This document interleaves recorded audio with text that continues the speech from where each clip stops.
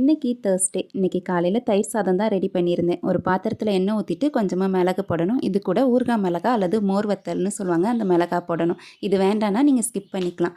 இது கூட கொஞ்சமா கடுகு போடணும். கடுகு பொரியும் போதே மிளகாவும் பொரிஞ்சிரும். இப்போ கருவேப்பிலை போடணும். இதில கட் பண்ணி வச்சிருக்க இஞ்சும் பச்சை மிளகாவும் போட்டு ஒரு 2 நிமிஷம் வதக்குனா போதும். இப்போ இதில தயிர் சேர்க்கணும். தயிர் கொஞ்சம் அதிகமாக சேர்க்கணும்.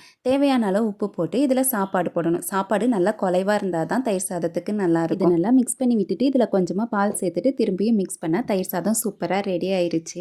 தயிர் கூடயே நம்ம பால் சேர்க்கலாம். ஆனால் கொஞ்சம் தெரிஞ்ச மாதிரி இருக்குன்றதுனால நான் சாதத்தோட தான் எப்போவுமே பால் சேர்ப்பேன். நேற்று நைட்டு சாப்பாடு நிறைய மீந்துருச்சு. அதை தண்ணி ஊற்றி வச்சுருந்தேன். இன்றைக்கி அதை கஞ்சி வத்தலாம் ரெடி பண்ணிட்டேன். கஞ்சி நல்லா புனிஞ்சு எடுத்துட்டு காஞ்ச மிளகாய், சின்ன சீரகம், கருவேப்பிலை, உப்பு போட்டு அரைச்சி காய வச்சிடணும். ஒரு 2-3 நாள் காய வச்சோன்னா வத்தல் ரெடி. இன்றைக்கி நைட்டு ஒவ்வொருக்கு தான் கிளம்பி போயிருந்தோம். இங்கே திருவிழா நடக்குது. சனிக்கிழமை தான் பெரிய திருவிழா. இப்போவே இங்கே லைட்லாம் போட்டு சூப்பராக இருந்தது. பிள்ளைங்க ரொம்ப நேரம் விளையாடிட்டு இருந்தாங்க. வீட்டுக்கு வர்றதுக்கு 12 ஆயிடுச்சு.